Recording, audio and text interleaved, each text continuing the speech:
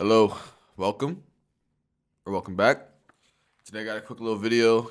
I just felt the need to make this video right quick on my break from work because this morning, I was indulging in my media and I watched the new Mike Perry in Overdogs podcast. And I was gonna talk about this in my next DIORPIUM things, that I want you to hear, or whatever. But it relates to this video I'm making, so I'm just gonna talk about it now. You know, Joaquin, bro, this is crazy. Joaquin Buckley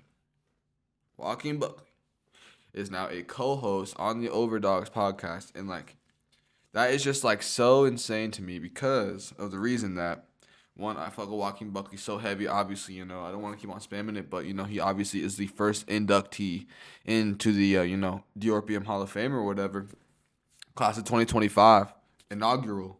No big deal, but I also obviously love dirty boxing so much, and I just like actually like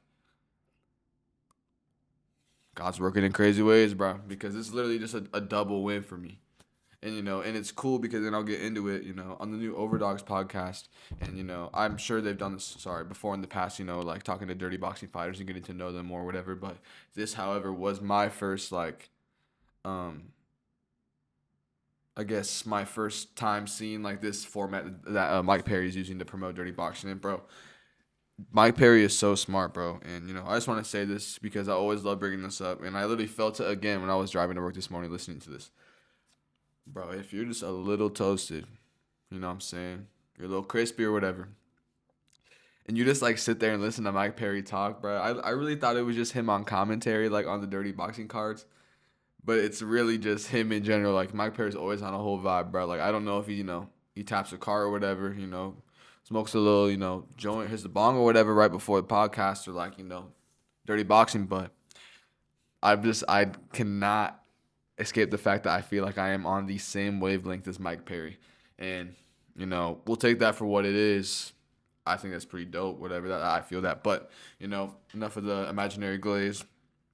Uh yeah, Joaquin Buckley joining the podcast and be having just like another thing about it too is having Joaquin Buckley and his like mindset, not even just his mindset, but the way he thinks and just his like perspective and being like kind of like the middleman and asking, these certain questions to these dirty boxing fighters and just like he asks the right questions, bro. He might what I'm saying? He might, take a little long to like not like get to the point or whatever, but cuz he gets to the point pretty quick, but obviously it was his first, podcast on Overdogs too, so he's obviously just going to feel more comfortable within time.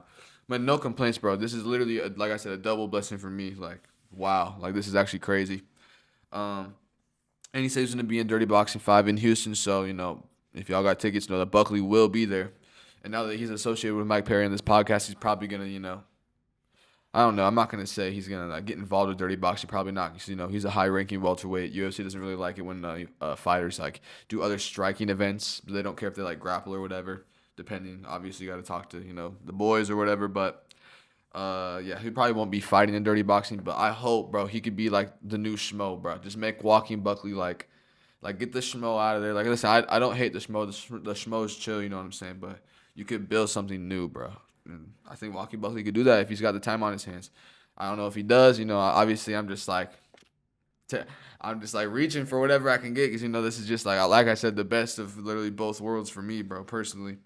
But I was watching the podcast and as they were interviewing the dirty boxing fighters, it was so good because it's like I actually get to like, because I didn't really know much about them personally, but now that I get to see them talk and like see how they just like how they think and how they are perceiving everything, for dirty boxing 5 and their like fight coming up, bro, it literally has me so much more entertained and intrigued. I'm about to go over the who all talked and whatever and how that kind of went down and why I care or why that makes me feel like more excited or whatever, but.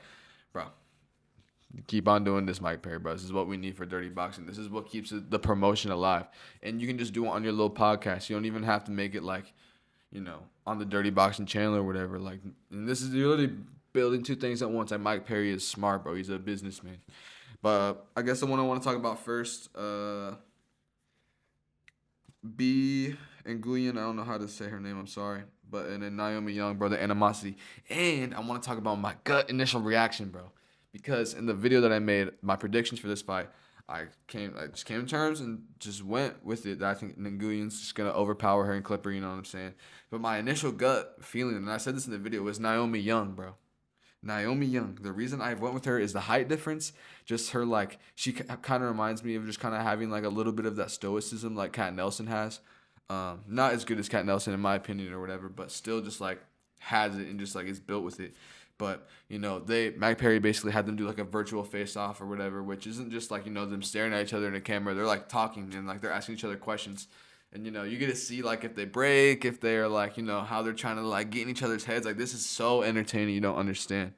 And for Naomi Young versus Being Nguyen or whatever, again, sorry if I keep on mispronouncing that. I'm standing on business and how I pronounce it. But B kind of just came in like you know all just like jolly, all like shit was sweet basically. And Naomi Young came in like just like a Chad and stood her ground and basically just like now didn't like talk shit. Like she mentioned multiple times that it was straight respect, but I don't know. Just her mannerisms, what she was saying. I kind of felt like her coming in hostile kind of made B kind of a little scared. I mean, you can watch the podcast for yourself. I'm not gonna throw no clips in here, nothing. I'm just talking about it, but and take what you want from it. But I think that I think I shouldn't. I'm reversing my pick right now. I'm going back with Naomi Young. Yes, the what do you say? The experience from B is like gonna play big here, but there's just something about Naomi and her doing it. I'm going back with Naomi, bruh. Sorry for switching my pick. It just is what it is. This is how I feel in the present day of me recording this. Yeah, like I said, go rewatch the podcast. It's great. Um, Next one, Rain Guerrero versus Desiree Yanez. First of all, this one was cool because and this just adds back into like seeing like the matchmaking, not even just the matchmaking, but seeing just how everything is, bro. These two are friends. They are literally friends, and they're talking about how I think it was Rain. She got the text from Dirty Boxer and whatever on Instagram, and she just went straight to Desiree and was like, "Yo, let's break bread together," basically. And Desiree was down, so now they're literally. I'm not saying they're like best friends, but like they're friends or whatever outside of like training. So they're about to scrap, and they've trained with each other before, so like that just adds a whole new just like thinking of or a way the fight could go down, considering they've sparred with each other before.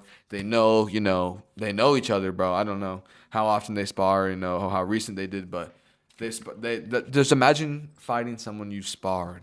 You know what I mean? Like it is what it is. Plus they're friends, whatever. Repeating myself, yada yada. But and first of all, let's just talk about how chill Rain is. Rain just seems like my friend, bro. You know what I mean? Like just my type of girl, basically. Not like that. I have a girlfriend, but you know what I mean. Just like a straight chiller. Desiree was too. They were both chill. Like that's what I'm saying.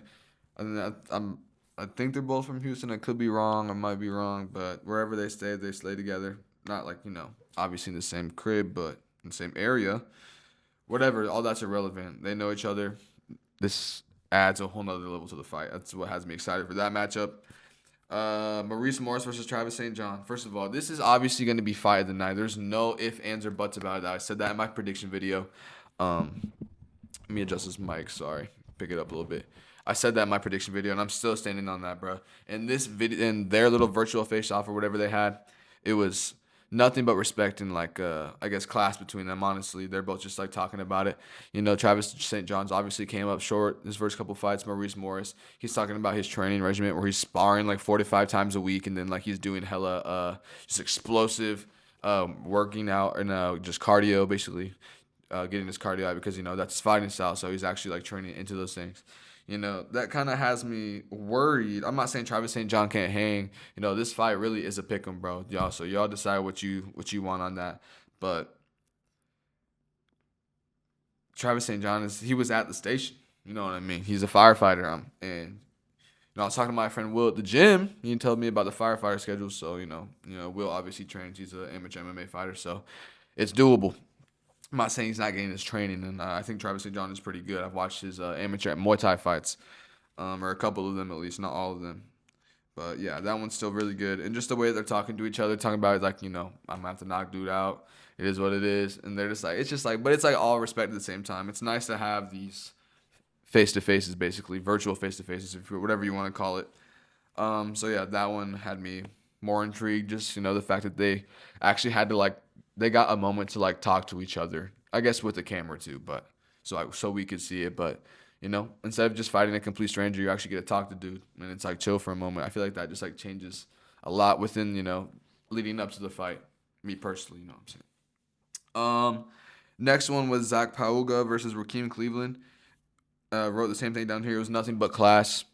The same thing. Travis St. John and Maurice Morris, basically, they're just sitting there talking, keeping it 1,000 with each other. They're both going into it for the same reason, basically, and just to prove themselves. Zach Pauga, he was talking about how he was in the UFC, didn't have like the greatest career or whatever, and Rakeem Cleveland, or no, he was talking about how yes, he said that, but he was talking about how he can't like find too much of like DBX, footage because he's only had not him, but Rakeem Cleveland has already had 2 fights or whatever, but they both went by quick. Like he got slept in one, and then he won one by knockout, basically. So, but you said he watched a bunch of his MMA fights, whatever. Y'all can watch the podcast, like I said. Just to see them have a mutual respect for each other and just know that there's not going to be any like genuine animosity going into the fight. It's still cool within itself. It's nice to see the sportsmanship or whatever. So, yeah, that one has me intrigued because that one's still a heavyweight clash too. I think Pauga's going to get him in and out of there. I'm not going to lie. But, I still fuck with Rakeem Cleveland. He was a Patriots fan, bro. Come on. Shout out them boys. Last one, I guess, Jessica Rose Clark. She had her little, she was in her car talking to them or whatever. I think Joaquin Buckley this whole time was just asking the right questions, not even just to Jessica Rose Clark, but to everybody. See, this is why we need Joaquin Buckley in here, bro. He definitely adds a good part to the podcast that I think, maybe I'm not gonna say it was needed, but it definitely was a right move. There's no negative, to that at all. I feel like I'm kind of rambling, but the Jessica Rose Clark shit basically was chill. She was just saying what she needed to say, just nothing but, praising dirty boxing and the opportunity. And just talking about her Muay Thai championships and just being prepared, Talking about how she always loved striking more than MMA or whatever. Obviously, she never really liked to grapple, whatever. Just Jessica Rose Clark banter. I'm really just here talking about this because she forbids to mention Cat Nelson still on camera. Even though they did face off or whatever. Business is business. Matchmaking is matchmaking at the end of the day. But, it is what it is. But, someone who wasn't afraid to, mention Cat Nelson in front of Mike Perry was, who was it? Naomi Young, who was also friends with Mike Perry. You know what I'm saying? Or not friends. Maybe they seem like they're friends, but, they trained together, went to the same gym before or whatever. Talking about how, she brought up Cat Nelson to Mike, talking about, how she feels about Jessica. She's all right. Cat Nelson's my training partner, so. Listen, we all know. I'm glad that it's not being hidden. It's not being like shadow banned, basically. It is what it is, man, bro. Kat will get where she needs. She will be undeniable one day, and if they keep on doing her dirty, bro. She'll realize her worth and move on for the better, probably. But one of these days, Kat. One of these days. That's really it, bro. The podcast had me excited. It just has me happy, bro, because it's a new wave of promotion within itself, and Mike Perry is just doing it right. He's just really doing it right, just keeping it a buck. And I thought it was pretty funny. Like sometimes in the podcast too, Mike Perry didn't even know the matchmaking, know the matchmaking. Like he forgot some of the girls' names or whatever. I don't know. When he reminded him, obviously he was back into that. Like, oh yeah, I remember making that fight or whatever. But yeah, it is what it is. Yeah, it was just really good. If you really like dirty boxing, bro, or like you fuck with it how I fuck with it, I think you'll like this podcast because it gives you more insight to all these matchups, and it is what it is. I hope y'all enjoyed this video, and I hope y'all go watch that podcast and go comment that Joaquin Buckley was the move because it was. Y'all can hate. I don't even know how y'all are gonna feel about it or whatever, but seriously, like it was the move. It was needed. Thank you. Take care.